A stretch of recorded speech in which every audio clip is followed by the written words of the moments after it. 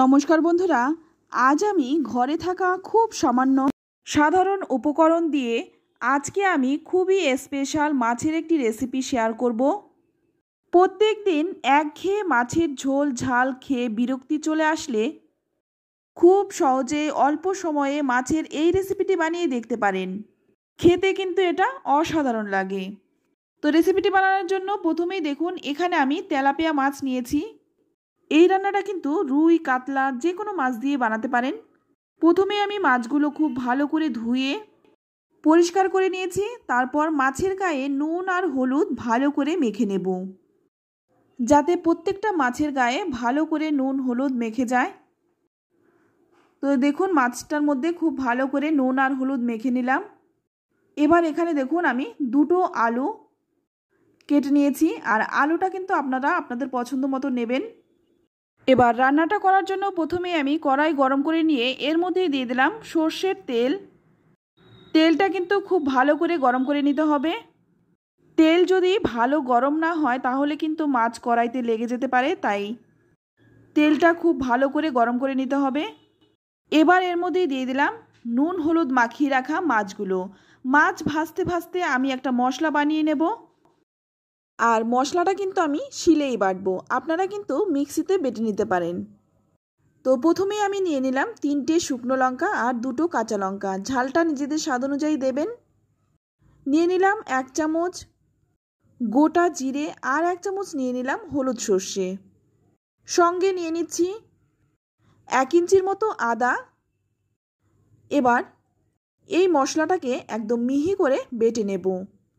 তো বন্ধুরা, শিলে বাটার মশলার স্বাদ কিন্তু অনেকটাই বেশি হয়, সেটা কিন্তু আপনারা সবাই জানেন। তো মশলা বেটে তুলে নিলাম, আর এদিকে দেখুন আমার একদিক মাছ ভাজা কিন্তু হয়ে গেছে।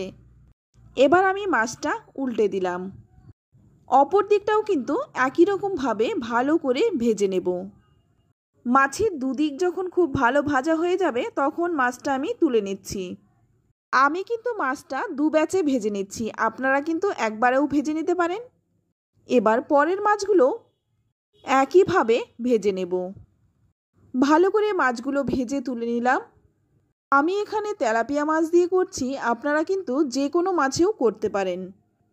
তো দেখুন সবগুলো মাছ ভেজে তুলে নিলাম। এবার ওই কড়াইয়ের মধ্যেই দিয়ে দেব আরও 2 চামচ সর্ষের তেল। ফোড়নে দিয়ে দিচ্ছি একটু গোটা জিরে আর একটু রাঁধুনি মিশিয়ে দিয়ে দিলাম। আপনারা কিন্তু রাঁধুনি কিংবা গোটা জিরে দুটোর মধ্যে একটাও দিতে পারেন, আমি কিন্তু দুটো মিশিয়ে দিয়েছি। তো ফোড়নটা ভালো করে ভেজে নিয়ে এখানে আমি একটা পেঁয়াজ একদম সরু সরু করে কুচিয়ে নিয়েছি।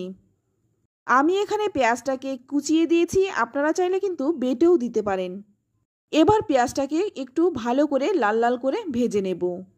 তো পেঁয়াজটা দেখুন ভালো করে ভাজা হয়ে গেছে। এবার এর মধ্যে দিয়ে দেব কেটে রাখা আলু।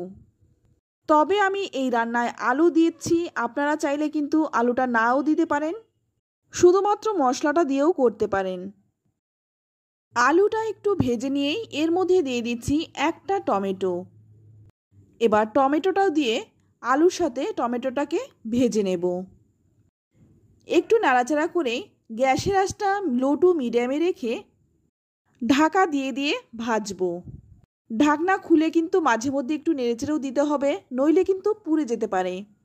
তো এবার এর মধ্যে দিয়ে দিচ্ছি বেটে রাখা মশলাটা, সঙ্গে দিয়ে দিচ্ছি 1/2 চামচ হলুদ গুঁড়ো আর দিয়ে দিচ্ছি স্বাদ মতো লবণ। এবার এই সমস্ত মশলা দিয়ে ভালো করে কষিয়ে নেব। মশলাটার মধ্যে যাতে কাঁচা গন্ধ না থাকে, তাই মশলাটা কিন্তু খুব ভালো করে কষাতে হবে। প্রথমে আমি একটু ভালো করে নেড়েচেড়ে মিশিয়ে নিলাম। তারপর এর মধ্যে দিয়ে দেব মশলার যে প্লেটটা ধুয়ে সামান্য একটু জল দিয়ে দিলাম, এতে করে কিন্তু মশলাটা খুব ভালো করে কষানো হবে। তো একটু একটু করে জল দিয়ে আমি মশলাটাকে খুব ভালো করে কষিয়ে নিচ্ছি। তো এখন কিন্তু মশলাটা অনেকটাই কষানো হয়ে গেছে। এবার একটু কমিয়ে দিয়ে 5 মিনিট ঢেকে রাখবো। তো 5 মিনিট ঢেকে রাখলাম কারণ মশলাটা কিন্তু খুব ভালো করে মজে যাবে আর মশলা থেকে তেলও ছেড়ে দেবে। মাঝখানে একবার একটু ঢাকনা খুলে নেড়েচেড়ে দিলাম যাতে নিচে লেগে না যায়। আবারও কিন্তু ঢেকে রাখবো। তো এখন দেখুন মশলাটা একদম সুন্দরভাবে কষানো হয়ে গেছে। এর থেকে বেশি কষানোর দরকার নেই। এবার এর মধ্যে দিয়ে দেব গরম জল, আর অতি অবশ্যই গরম জলটা দেওয়ার চেষ্টা করবেন। আর দেখুন গরম জলটা দেওয়ার সঙ্গে সঙ্গেই কিন্তু ঝোলটা ফুটতে শুরু করেছে। এবার ভালো করে একটু নেড়েচেড়ে মিশিয়ে নেব। তারপর 3-4 মিনিট ভালো করে ফুটিয়ে নেব। তো বন্ধুরা, সব দিন মাছের ঝোল একই রকম না খেয়ে একবার এই রকমভাবে বানিয়ে দেখুন, খেতে ভীষণ ভালো হয়। তো দেখুন ঝোলটা ভালো করে ফুটিয়ে নিয়ে আবার একটু নেড়েচেড়ে দিলাম। এবার এর মধ্যে দিয়ে দেব ভেজে রাখা মাছগুলো। খুবই সহজ সাধারণ ঘরোয়া মশলায় রান্নাটা করলাম। তো রান্নাটার মধ্যে আমি আলু দিয়েছি। যারা আলু খেতে পছন্দ করেন না কিংবা সুগার আছে তারা কিন্তু আলুটা বাদ দিয়েও শুধু এই মশলাটা দিয়েও করতে পারেন। তো দেখুন মাছটা কিন্তু দিয়ে ভালো করে একটু নেড়েচেড়ে দিচ্ছি যাতে মাছটা ঝোলের মধ্যে ডুবে যায়। এতে করে মশলাটাও মাছের মধ্যে খুব ভালো করে ঢুকে যাবে। এবার গ্যাসের আঁচটা কমিয়ে একটা ঢাকা দিয়ে 10 মিনিট রেখে দিয়েছিলাম। এবার ঢাকনাটা খুলে নিয়ে ওপর থেকে দিয়ে দিচ্ছি একটু ধনেপাতা।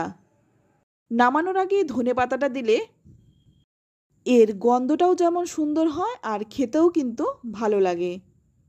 এবার একটু মাছটাকে হালকা করে নেড়েচেড়ে নামিয়ে নেব। তো দেখুন গ্যাসের আঁচটা বন্ধ করে দিয়েছি। তো বন্ধুরা, আমার এই সহজ সাধারণ মাছের রেসিপিটা আপনাদের কেমন লাগলো অবশ্যই কমেন্টে জানাবেন। আর রেসিপি দেখলে কিন্তু অবশ্যই লাইক, কমেন্ট, শেয়ার করতে ভুলবেন না কিন্তু। আর আপনি যদি আমার চ্যানেলে নতুন হয়ে থাকেন চ্যানেলটা সাবস্ক্রাইব করে নেওয়ার অনুরোধ রইল। মাছের ঝোল, ঝাল, মাছের কিন্তু নানা রকম রেসিপি আমরা করে থাকি। একবার এইভাবে বানিয়ে দেখুন, আশা করছি আপনাদের সকলের ভীষণ ভালো লাগবে। তো আজ এই পর্যন্ত, সকলেই ভালো থাকবেন। ধন্যবাদ।